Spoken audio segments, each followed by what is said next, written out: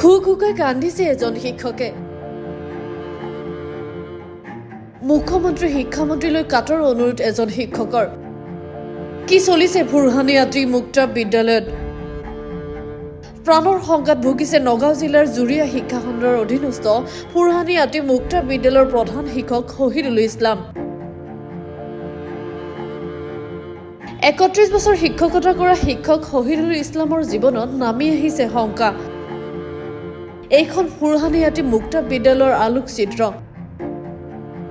বিদ্যালয় পৰিচালনা কমিটিৰ সভানেত্ৰী সাবিনা ইয়াসমিনৰ স্বামী সাজিবুৰ ৰহমান আৰু তেওঁৰ পৰিয়ালৰ হাতৰ মুঠিত সম্প্ৰতি ফুৰহানি আতি মুক্ত বিদ্যালয়।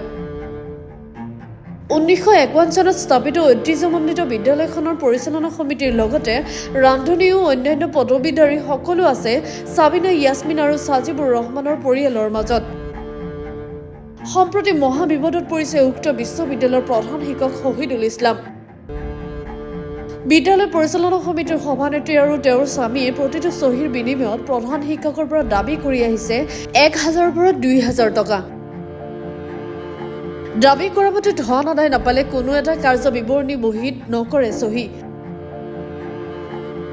দাবী কৰা মতে ধন নিদিলে প্ৰধান শিক্ষক শহীদুল ইছলামৰ বিৰুদ্ধে উত্থাপন কৰে নানান অভিযোগ আৰু মিছা অপপ্ৰচাৰ। অলপতে বিদ্যালয়ৰ প্ৰধান শিক্ষক শহীদুল ইছলামৰ বিৰুদ্ধে একাংশ চেনেলত প্ৰকাশ পাইছে বাতৰি। আজি এই বাতৰিবোৰ মিছা আৰু ভিত্তিহীন বুলি মন্তব্য কৰিছে বিদ্যালয়ৰ প্ৰধান শিক্ষক শহীদুল ইছলামে। আমাৰ সন্মানীয় প্ৰেছ মিডিয়া বন্ধুসকল আৰু আমাৰ ষ্টেটৰ ৰাজ্যৰ মুখ্যমন্ত্ৰী মহোদয় তথা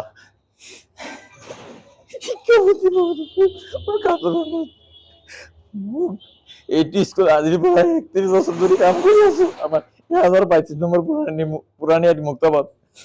আজিলৈকে এইটো স্কুল মই সন্মানটো পোৱাই নাই। প্ৰধান শিক্ষক এবাৰ হলো, মোক প্ৰধান শিক্ষকৰ পৰা বঞ্চিত কৰি সিহঁতে বনাই দিছে প্ৰধান শিক্ষক। সেইটো এই পৰিয়ালৰ মানে এই স্কুলৰ বাউণ্ডাৰী পৰিয়ালৰ মানে বনাই পেলাই স্কুলখন চলাইছে 4 বছৰ কাল। পিছত আমাৰ জুৰিয়া খণ্ডৰ প্ৰাথমিক এই শিক্ষাখণ্ডৰ জিতেন ছাৰ মহোদয় জিতেন চন্দ্ৰ ছাৰ মহোদয়ে কি কৰিছে, প্ৰধান শিক্ষকৰ বাৰটো ল'লে। বাইদেউক মানে সিহঁতে এনেকুৱা কৰি থাকে, বাইদেউক চহী লৈ সিহঁতে পইচা উঠাই সৰকি খায়। বাইদেউতো একো নাজানে। অভিযোগটো মোক দিছে, মোৰ পইচা নিদিওঁ যে, পইচা দিব নোখোজো। সিহঁতে জোৰ জবস্তি নিব খোজে, দিয়া নাই কাৰণে সিহঁতে চহী নকৰে এই বহী পত্ৰত বা চেকত। ল'ৰা ছোৱালীক খাদ্য খুৱাম, চেকত চহী নকৰিলে খাদ্য কেনেকৈ খুৱাম? প্ৰেচিডেণ্টে হয়, প্ৰেচিডেণ্টৰ নাম সাবিনা ইয়াসমিন।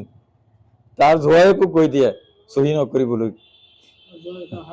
হাজবেণ্ড সাজিবুৰ ৰহমান। অসুবিধা প্ৰেচিডেণ্ট আৰু সিহঁতৰ ভাই ককাই আছে কেইটামান সিহঁতৰ ঘৰত, আৰু এই সিহঁতৰ দোকানী যে সিহঁতৰ ভাই ককাই হয়, ভতিজা হয়। সিহঁতক লৈ দোকানৰ সৈতে মিলি মোৰ পৰা বেছি দাম নি, মালৰ দাম বেছি সৰকি নি সিহঁতে খায়। মোৰ ইফালে হিচাপৰ লগত নিমিলে, পইচাটো বাঢ়ি যায়। মই ছাত্ৰক যিমান দিব লাগে সিমান খাদ্য দি থাকোঁ, পইচা খৰচ হ'ব লাগে, ইউচি দি থাকোঁ। সিহঁতে ইউচিৰ লগত সিহঁতৰ হিচাপটো নিমিলে, বেছি হৈ যায়। মই এইখিনি বেছি পইচাখিনি মোক ভৰিব লগা হয়। এতিয়া সেইখিনি পইচা ক'ৰ পৰা দিম মই? পিছত সিহঁতে এইটো কৰাৰ পিছত সিহঁতে নৱেম্বৰ মাহৰ পইচাটো আমি দিলোঁ, সিহঁতৰ দোকানৰ বিল দি দিলোঁ ক্লিয়াৰ কৰি। সিহঁতে মানা কৰিছে যে মোক বিল দিয়া নাই। সেই বিল নিদি পেলাই নিদিয়াৰ কাৰণে মই দোকানৰ পৰা এই আঁতৰি আহিলোঁ। আঁতৰি আহি পেলাই কি কৰি দোকানীয়ে বনাই মানে মোক দিয়ে সেইটো সি মানি নলয়। আমি বোলে বনাই লৈছোঁ, এইটো এনেকে কৈ থাকে মিছা। প্ৰেচিডেণ্টে চহী নকৰে, ইউচি বিলাকত চহী কৰা নাই। মাহেকত আমি ইউচি দিব লাগে। ইফালে আমাৰ আন্তঃগাঁথনি ধন যিটো কানাড়া বেংকত আহে, সেই ধনৰ পইচাখিনি উঠাবলৈ গ'লে OTP লাগে প্ৰেচিডেণ্টে OTP নিদিয়ে। মই পইচা উঠাব নোৱাৰোঁ। মোক এই হেৰি কি এটা পইচা আহিছে আমাৰ স্কুলৰ কাৰণে খেলৰ কাৰণে সেই পইচাখিনি আমি উঠাব পৰা নাই এতিয়ালৈকে মই পিছত মই দোকানৰ পৰা কিবা কিবি ল'ৰা ছোৱালীক সান্তনা দিবৰ কাৰণে দোকানৰ পৰা নিজে বাকী কৰি বস্তু কিনি আনি ল'ৰা ছোৱালীক প্ৰাইজ দিব লগা হ'ল সেই পইচা লাগে হে সি কয় 1000 টকা নিচত দিব নোৱাৰিব ওপৰত লাগিব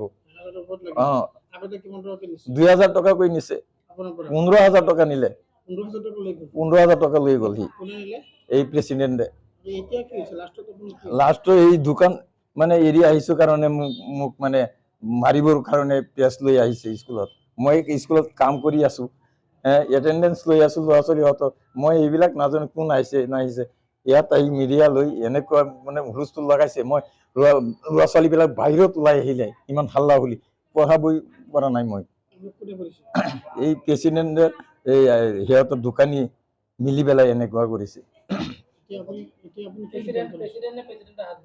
হয় দুয়ো আহিছে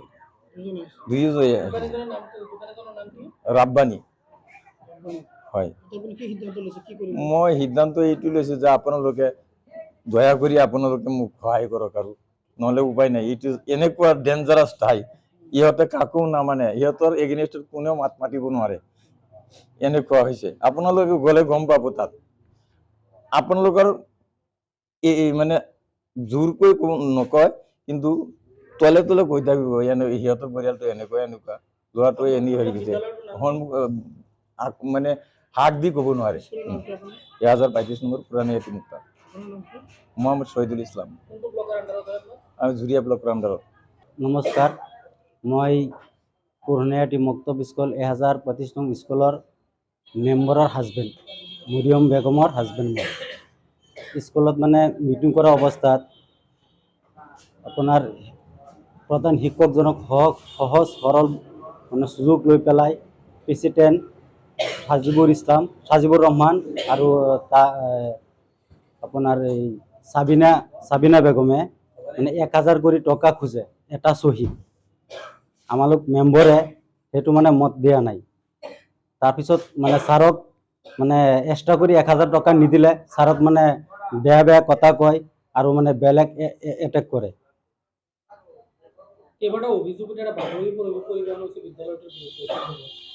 মানে যেতিয়া মানে বাতৰি সিহঁতে কৰি আছিলে তেতিয়া আমি গৈছিলোঁ মানে সিহঁতেতো ফেক বনাইছে সিহঁতে আহি পেলাই আপোনাৰ সিহঁতৰ বাই ককাই আছে আপোনাৰ এই শ্বহীদ যিজন আছে সিহঁতে কৈ আছে যে স্কুলত বেলেগ মানুহৰ কোনো কথা ক'ব নোৱাৰে কিন্তু আমি স্কুলৰ মেম্বাৰ হয় কিন্তু আমি এটা কথা কৈছিলোঁ তাৰপিছত আমাক মাৰিবলৈ চেষ্টা কৰিছিলে সিহঁতে আৰু আপোনাৰ সিহঁতৰ দোকানী যিটো আছে এটা দোকান আছে দোকানীটোৱে মানে নিউজটো লৈ আহিছিলে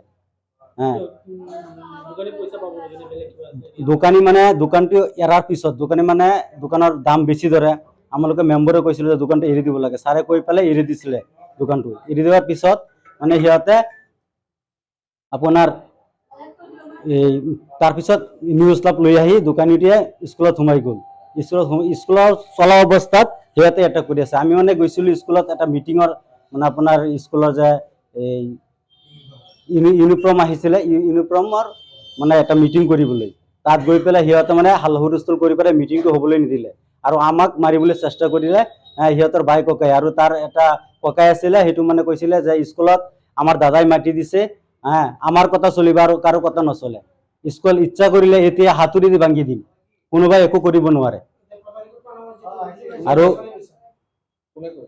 এইটো শ্বহীদে কৈছে মিছা এইটো ফেক নিউজ বনাইছে সিহঁতে সব মিছা নগৰৰ পৰা আহিয়া আহমেদৰ ৰিপৰ্ট গ্লোবেল এনি 24/7